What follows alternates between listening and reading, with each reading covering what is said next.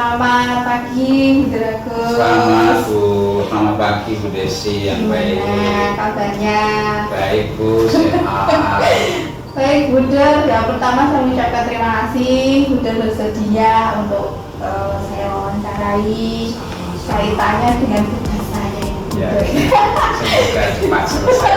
Iya, mohon doanya ya Bu Der. Ya. Jadi gini Bu Der, saya sebagai calon guru penggerak itu mendapatkan tugas untuk membuat analisa dari penerapan pengambilan keputusan berdasarkan pengetahuan yang sudah kita pelajari. Kemudian dalam pengambilan keputusan ini kami diminta untuk mewawancarai kepala sekolah, baik itu kepala sekolah dari SMK Alun itu sendiri dan kepala sekolah yang lainnya. Inti dari pembicaraan kita nanti muder atau wawancara kita nanti itu adalah saya akan bertanya kepada muder yang sudah malam melintang, punya pengalaman dari kepala sekolah, tidak hanya di sini, di sana. Sudah penuh sekali dengan pengetahuan dan pastinya sudah banyak sekali, nggak bisa terhitung lagi dalam pengambilan keputusan kaitannya dengan dilema etika ataupun rujukan moral. Itu yang menjadi concern kita di wawancara ini ya Bunda. Jadi bagaimana Bunda dalam pengambilan keputusan di permasalahan dilema etika maupun rujukan moral. Itu Bunda. Baik, langsung saja ini untuk pertanyaan pertama Bunda. Bunda selama ini bagaimana Bunda itu mengidentifikasi kasus yang merupakan dilema etika atau rujukan moral? Kasus terkait dengan dilema etika dan rujukan moral. Ya, mempertanyaan ini juga tidak begitu mudah sebetulnya kalau berkaitan dengan pengambilan keputusan. Tapi kalau saya hubungkan dengan pengambilan keputusan, maka menurut saya bahwa dalam pengambilan keputusan itu mempertimbangkan gagasan pendapat dari teman-teman, tidak bisa menjalankan tugas sekolah itu diputuskan sendiri oleh kepala sekolah. Jadi kita tetap mengajak para guru untuk ikut berpikir, untuk ikut mengambil keputusan. Tentu di dalam pengambilan keputusan ada pro kontra. Saya kira itu suatu hal yang wajar, ada perbedaan pendapat, tapi ya saya menghargai perbedaan pendapat. Saya lebih senang ada perbedaan pendapat dalam rapat untuk mengambil satu keputusan daripada mereka itu cuek saja tapi nanti di belakang berbelan. Saya kira malah tidak biasa. Jadi saya lebih suka ada perubahan. Tentu dalam diskusi itu dalam rapat sudah selesai tidak, tapi mestinya begini. Jadi pengambilan keputusan walaupun Bunda sebagai kepala sekolah tentunya ya Bunda melibatkan yang lainnya ya Bunda ya dalam pengambilan keputusan itu. Dan semua pihak semakin banyak semakin bagus kita ada usulan-usulan itu karena ya Bunda ya. Baik. Selama ini Bunda dalam menjalankan pengambilan keputusan di sekolah, terutama untuk kasus-kasus di mana ada dua kepentingan yang sama-sama benar atau sama-sama mengandung nilai kebajikan, saya kan ada nih Bunda, ya ada dilema etika. Jadi ini juga ada bener, ini juga ada bener. Kadang kan ada yang susahnya seperti itu ya Bunda. Pasti kalau antara benar dan salah kita sudah bisa lah Bunda menentukan mana keputusan yang kita ambil. Tapi yang menjadi tantangan itu kan bagaimana kita mengambil keputusan di mana kasusnya itu adalah semua ada benarnya. Nah gitu. Nah di sini bagaimana Bunda dalam pengambilan keputusan jika dihadapkan pada kasus-kasus yang pada dua kepentingan ini Bunda, ya yang sama-sama ya. Oh ini juga ada benernya, yang ini juga ada benernya. Biasanya sudah bagaimana untuk pengambilan keputusan? Ya tentu harus dipertimbangkan ya. Jadi dari berbagai macam aspek. Kalau misalkan itu aspek biaya sama-sama baik usulannya, tentu kita pilih yang efisien. Tapi kalau efisien itu tidak efektif, ya kita pilih yang efisien dan efektif. Lalu juga kita ingat bahwa dalam pelayanan sekolah itu pertama-tama adalah sebagai objek atau sebagai tujuan utama adalah pelayanan kepada siswa. Jadi kalau sama-sama baik, kalau kita akan prioritaskan mana yang lebih untuk pelayanan siswa, pelayanan pada orang tua. Kadang-kadang usulan itu ada lebih dominan untuk kepentingan guru karyawan atau dominan untuk siswa. Nah, kalau sudah seperti ini kita harus dominan atau lebih mengutamakan pada kepentingan pelayanan kepada siswa. Lalu juga akan mempertimbangkan dengan menandakan seandainya ada dampak buruknya dari kebijakan yang diambil. Nah, kita cari yang dampak buruknya itu paling sedikit. Jika dilihat dari dampak atau pengaruh positifnya, kita cari yang punya pengaruh positif besar. Kira-kira seperti itu. Luar biasa sekali gitu. Jadi di sini yang ditekankan adalah jika dihadapkan pada dua kasus yang mempunyai nilai kebajikan maupun dua kepentingan yang sama-sama benar, jadi memakai keputusan untuk memprioritaskan pada kepentingan siswa dan orang tua tentunya ya sebagai pelanggan kita di institusi sekolah ini. Itu kemudian tadi mempertimbangkan mana yang paling buruk ya, dan mana yang paling baik.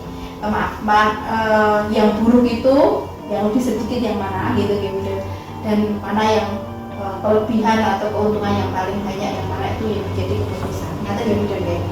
Jadi ada kepentingan siswa dan orang tua dan mempertimbangkan dampak baik dan buruk gitu ya. Baik, kemudian pertanyaan yang ketiga Bunda.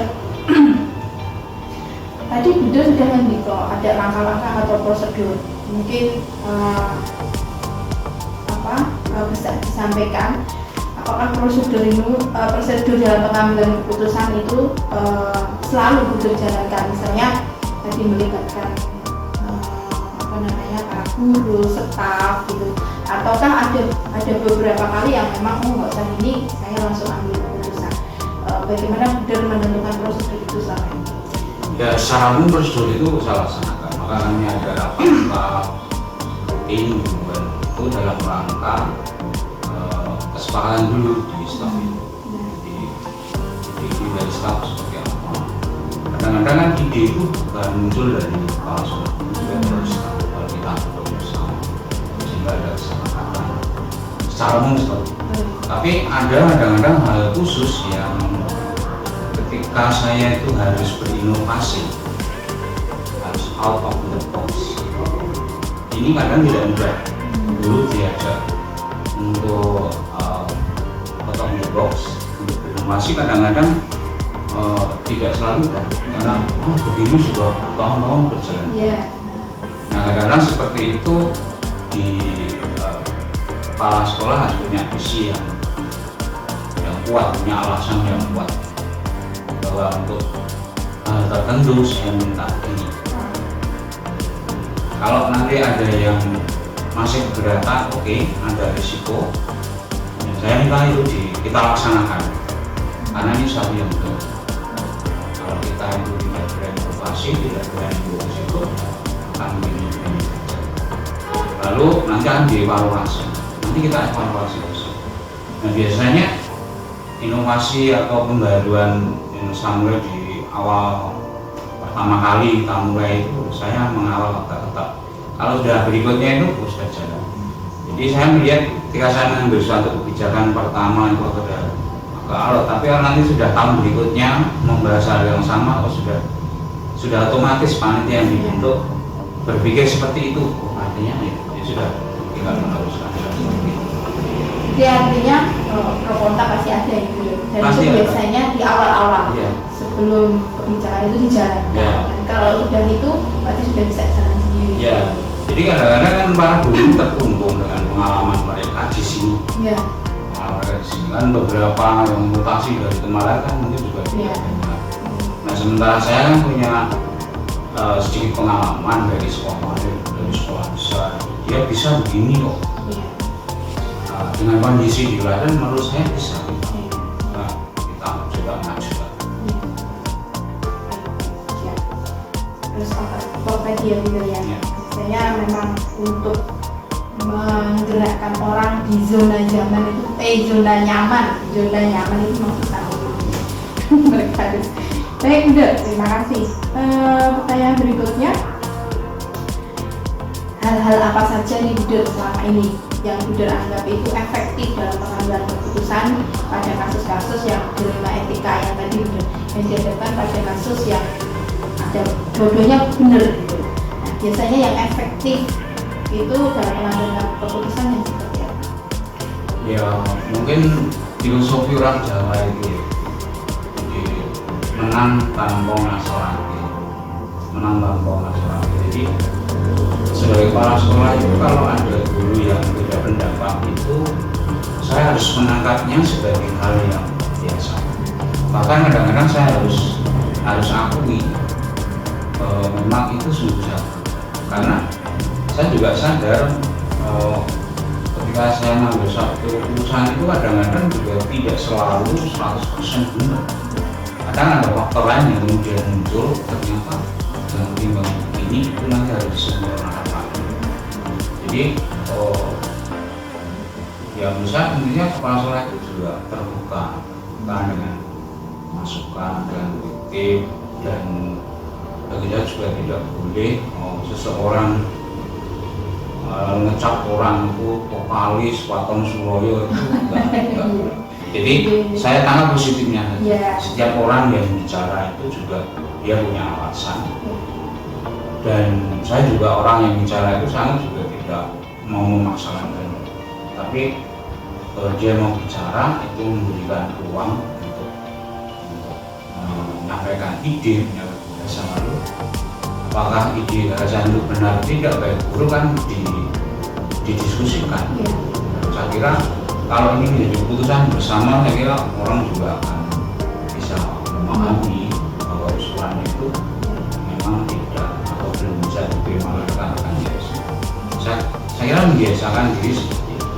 Jadi kita sebagai kepala sekolah tidak akan mencap orang menjadi orang yang kritis dalam tanda petik, tapi justru saya melihat kritis ini memang diperlukan.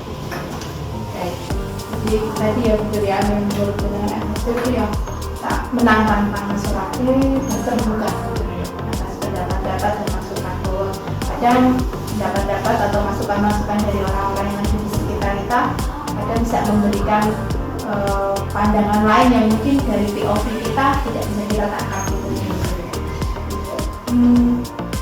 Kemudian berikutnya Buder, hal-hal apa saja ini ya selama ini merupakan tantangan dalam pengambilan keputusan, masih dalam kasus yang dilema etika itu tadi Buder, tantangannya?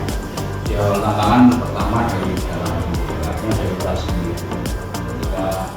Saya sendiri kan ada keterbatasan pengetahuan, keterampilan, wawasan, tapi juga secara emosional saya juga ada keterbatasan. Jadi meskipun saya tahu saya harus begitu, gitu, tapi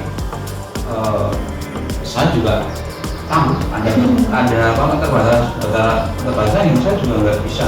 Kalau emosi pun kadang-kadang ya sejauhnya saya mestinya tidak ngomong gitu ya, tapi saya ternyata saya belum bisa gitu. Saya gitu ya sudah, maka saya sampaikan juga pada teman-teman, kita semua ada di sini itu ya terbatas. Saya juga terbatas, dan kalau ini disadari lalu menjadi indah, oh ya kita masing-masing dihadirkan justru untuk melengkapi keterbatasan dari teman-teman kita. Kalau kita ini hadir merasa sebagai yang sempurna, ya malah menjadi tertutup terhadap orang lain. Lalu juga kalau itu dari luar, ya memang karakter dari guru itu berbeda. Dan selain karakter beda-beda, tapi juga persoalan yang dihadapi guru itu juga beda-beda. Maka ada guru yang mungkin sangat mudah tersinggung. Itu ya bagi saya ya bisa saja, jangan ngarep bion lalu ternyata itu diterima saja terus. Tapi juga secara alami dalam kebersamaan itu memang kadang ya orang Indonesia sudah cocok. Mungkin ya pernah dan sebagainya, tapi itu ya iya, dan itu menjadi tugas dari kepala sekolah juga tentu dari wakil-wakilnya untuk berbuat sesuatu sehingga ketidakcocokan itu tidak meruncing. Pasti ada hal tertentu yang nggak cocok, tapi juga ada hal yang lain yang dia bisa kerjasama. Itu yang perlu diketahui oleh kepala sekolah. Memang itu persoalan pribadi tiap orang punya persoalan. Tapi kalau kepala sekolah itu sama sekali tidak ngerti itu, ya bisa keliru. Hanya soal sederhana, oh tidak cocok sekamar dengan dia misalnya. Dan dia sekamar, udah tersiksa mereka itu menjadi nggak happy, nggak gembira. Oh ya, kalau dalam hal ini dia nggak bisa, udah harus bisa. Bisa juga ya, sampai seperti itu. Jadi ada tantangan intern maupun ekstern ya, dari gurunya sendiri sebagai kepala sekolah dan bapak ibu guru yang lainnya yang hari ini adalah bawahan bukan doang ini ya, bawahan lah dari guru sendiri sebagai kepala sekolah.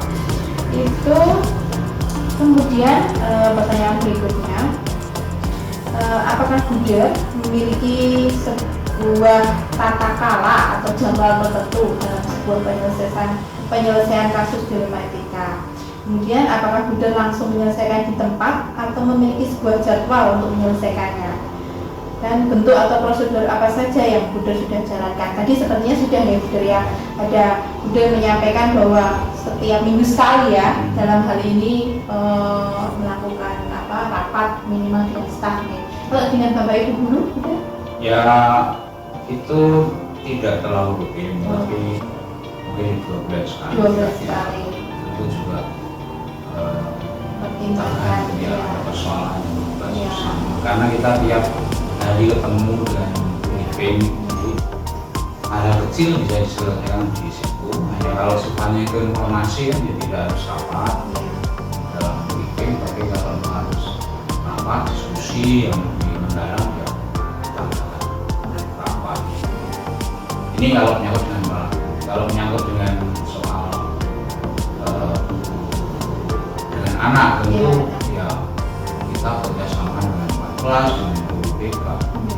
Tugas saya untuk memantau kalau ada kasus yang sampai ke saya itu saya anggap itu masalah yang akan saya urus. Jadi saya juga harus mengikuti tanya pada guru, pada wali kelas dan guru BK juga di bidang siswaan memantau kasus. Jadi makanya kita gantung dari kasusnya ya betul ya. Kalau misalnya sudah bisa diselesaikan sama wali kelas ya sudah ya. Hanya perlu di situ. Tapi kalau misalnya sampai ke masalah yang besar, menyangkut orang lain, menyangkut masa depan atau nama baik institusi misalnya gitu, itu mungkin bisa sampai ke situ ya. Baik, pertanyaan berikutnya, adakah seseorang atau faktor apa yang selama ini mempermudah atau membantu Buder dalam pengambilan keputusan dalam kasus-kasus dilema etika? Mungkin selain staf di Buder, mungkin ada faktor atau seseorang yang biasanya itu menjadikan pertimbangan untuk membantu dalam pengambilan keputusan. Ya kalau pertimbangan secara person ya, kalau itu menyangkut siswa ya saya kontak dengan wakil kelas dan siswa. Tapi tentu ada guru BK dari wali kelas, mereka adalah orang-orang pertama yang harus menangani kasus-kasus berkaitan dengan siswa. Tapi kalau itu berkaitan dengan guru karyawan, memang biasanya langsung ke kepala sekolah. Karena ada juga untuk cerita pada orang lain kan harus hati-hati dengan rekan kerja. Jadi itu salah satu tantangan juga bagi saya. Ketika saya itu melihat ada sesuatu yang tidak beres dengan dengan salah satu guru atau karyawan di sini, saya juga nggak bisa sembarang cerita kepada orang, bahkan dengan staff pun mungkin juga bisa itu harus hati-hati gitu. Meskipun kadang-kadang tidak bisa ditutup. Kalau ini menyangkut kepanitiaan tertentu yang tadi dibuat, ternyata kemudian ada masalah dengan orang, lalu orang itu harus kita pindah tugas atau kita ambil alih tugasnya, itu mau nggak mau kita harus cerita pada wakil itu yang menjadi koordinator kegiatan ini, saya pindah karena ini, meskipun tidak sampai jelas sekali ya, tapi tahu sebabnya apa kalau ini diambil tugasnya atau dihentikan tugas misalnya. Hanya sebagai informasi nih, Ya. ranahnya ke guru dan karyawan gitu. Jadi selama ini dengan kepala sekolah, sekolah ingin berbeda gitu. Kemudian dari semua hal yang tadi disampaikan, apa nih udah istilahnya saran atau masukan untuk saya jadi seorang pribadi di sini yang masih harus banyak belajar dari guru.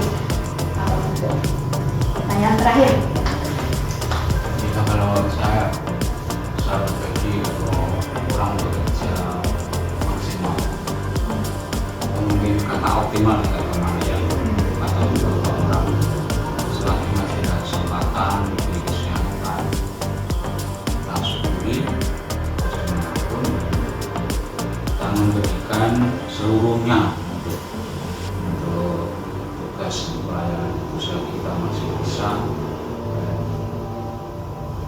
diupayakan untuk tidak masuk dalam klik-klik dari teman-teman kita seperti yang anak-anak menurut saya tidak sehat. Kita harus menjadi pribadi yang dewasa, tidak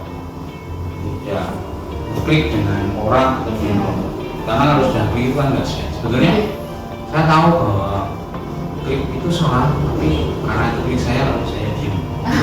Itu yang enggak ini ya benar. itu yang nggak sehat. Dan biasanya sekolah itu ropos dari dalam. Itu yang harus memang dengan di sekolah besar, persoalan sekolah besar itu beda sekali dengan persoalan di sekolah kecil.